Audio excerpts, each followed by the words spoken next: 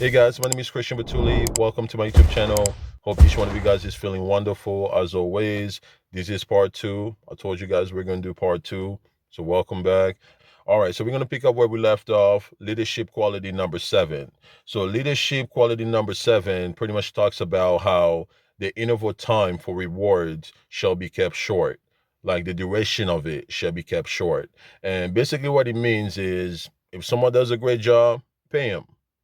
If you're a teacher and perhaps you try to install a good habits in your students and you told them if they act certain way, if they, you know, get certain grades, you're going to take them to an amusement park at the end of the semester. And if they do that, you have to do it. You have to take them to the amusement park. So you have to reward people for doing something good, for doing something that they were supposed to do. Don't wait till the next day. Don't wait 2 weeks out. Like, how would you like if you go to work and when it's time for you to get paid, your boss tells you, "Hey, I don't really know what I'm gonna pay you, but I'm gonna pay you. Just be on standby." You're not gonna really like that. So it's always important if you are someone in a leadership position to always reward, on timely manner. That keeps people want to, what I mean, like be under your leadership. That keep people wanna interact with you, be close with you, like they want to do more business with you. That builds trust. So that's leadership quality number seven. The interval time for reward shall be kept short. Let's move on to leadership quality number eight. And leadership quality number eight is pretty much talks about how the stimulus and the rewards, in order for it to be more impactful, in order for it to be effective, has to be isolated. They have to be separated. I'll give you guys an example. So just imagine your favorite comedian is coming to town, right? I'll give you guys two scenarios. The first scenario, you are driving down the street and you see a big billboard of your favorite comedian, right? Saying that it was going to be at a certain place within your town at a certain time, and they're gonna be there, they're gonna perform, and that billboard also say where you can find the tickets. And let's just say you've seen it maybe 3 times while you're driving out and about. All right, let's talk about scenario number two. Same thing applies. You're driving, right? You're driving within town and you see a big billboard, right? And within that billboard, there's so many ads. They're talking about maybe Wendy's, they're talking about maybe pizza, they're talking about maybe a casino. There's just so many things going on this billboard. And then there's like maybe a little section talking about your favorite comedian, right? How he's gonna be in town for that weekend. Now, which one do you think is more likely to have some type of influence in you? It's going to be scenario number one because it's isolated. You know what I mean? Same thing if you're a speaker and you're trying to maybe convey a message to a certain group of people, right? To call for an action to recycle more. And if you have your own platform, like your own YouTube page, or you have your own program where you have a time slot and you're talking about that message, you're speaking about that message, you're more likely to have an influence because it's separated. It has its time, it has its own place. But when your message have to compete with other people for attention, for spotlight, for airwaves, for screen time, then it's more likely to be less, influential. So that's pretty much the same principle applies here. So when you're giving someone a reward, you want it to be isolated. You want it to be separated. Like I know a lot of people, they love getting their gifts at birthday times. Some people love Christmas time, but just to give you guys a heads up, if you really want to give something special to someone that you love, do not give it on their birthday. Do not give it, during Christmas time.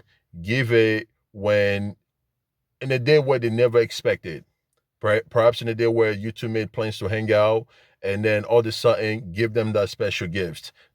They're more likely to remember it, and they're more likely to be happy. All right, moving on to leadership quality number 9. So, leadership quality number 9 pretty much talks about how, as a leader, you have to understand that when things are complex, you have to break it down to something that's more easy to understand, something more easy to digest. It's like a good example will be, you know, learning how to read. I'm assuming most of us know how to read. You know what I mean? And if you don't, it's never too late. You can always learn how to read.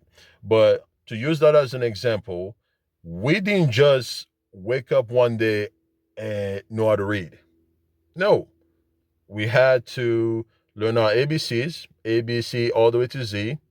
We had to, when we started learning how to read, we had to make sounds, sound it out. And, once we past that stage, we started to read books that were not hard at all. Simple books, simple, easy to understand books. And as we got more mature, more proficient, that's when we started to read more books that are complex. A great leader knows that when things are very complex, they're going to have to break it down so their team will understand that. Because I've come across some leaders, man, like they just expect me to know everything. I'm like, dude, I'm a rookie. I'm an apprentice, man. Like, I don't know what's going on. Can you break it down for me? Just pretend like I'm a page and you'll be the first person to write on it. Like, I know nothing. So break it down to a level where I can understand it. Break it down to steps where I can understand. Talk about it in a language that I can understand. So keep things simple for your team. If you're in a leadership position, please don't make it hard for your team. Know how to simplify things. All right, let's move on to leadership number 10. So, leadership number 10 is pretty simple. A leader is someone who stands behind their decision. But once they make that decision, a great leader is someone who will stand behind their decision. They will back their decision, regardless of the outcome. Because a lot of people don't want to make decisions. A lot of people, they will talk about it, but you know, when the pressure is high, when everything is at stake, when the moment matters, you'll be surprised how many people will shy away from those moments, man. When we're talking about like hard decisions, not those small decisions, whether you want to go get tacos or Kidoba or Chipotle's. No, I'm talking about those tough decisions. Not a lot of people want to make it, but a great leader will make that decision. They'll take their time to figure everything out to make the best decision, but they will make that decision. And whatever happens, happens. So have the courage, have the gut, have the balls to make the decision. Because I've talked about it before. If you don't make a decision will be made for you. The window for that decision might close. Don't think you're going to have that decision today, tomorrow, the next day. Nah, at some point it's going to vanish. So make that decision. All right, let's move on to the last leadership quality, which is leadership quality number 11. Leadership quality number 11, in my opinion, I think is the most important leadership quality any leader can have, and is the quality of being compassionate, having that humanity in you, because not all leaders are great leaders.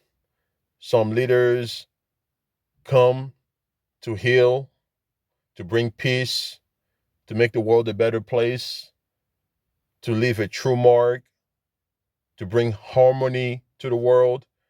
And then you also have some leaders that are here to cause pain, to bring apprehension. So that's why I think this last leadership quality, the quality of compassion and of having that humanity in you, is the most important thing. Because as a leader, you have to understand that life is more important than anything in this world. No material things can supersede life, you know. And as a leader, you also got to understand that people go through shit. People experience loss, people experience hardship, and sometimes as a leader, you have to just give your people a little grace. One of my favorite boss that I ever worked with, now, he was very punctual. Like, if you were even 2 minutes late, he will find you at some point during the day and he's going to talk to you about it. Literally, very punctual. But when you are going through hard times, when you are experiencing something with your family, perhaps, all of a sudden you're not coming into work, just something out of your character, it was very compassionate, man. I remember I went through a very difficult time. I can't really talk about it, on the internet, but it was a very difficult time, man. I couldn't make it to work. Everything was falling apart. Everything was going to shit. And I was freaking out about, my boss's reaction. But the reaction that he gave me was totally different. I did not expect that. He was very kind, very accommodating. He really helped me get through stuff. And he was just an amazing person because he understood, like, dude, sometimes people just need a hug. Sometimes people just need a grace. Sometimes people need a chance. You know what I mean? And as a leader, you can't always be tough, tough, tough, tough, tough, tough, tough. Know when to, just be a little compassionate. I think that's what makes a great leader. All right, guys. So I am done with today's video. Like, I always like to hear from you guys. Let me know, like, what other qualities, just one from you, that you think is the most important quality in a leader, right? I want to know about it and then break it down to me. Like, why do you think so? I would love to hear from you guys. Thank you so much for your support. See you next time. Peace.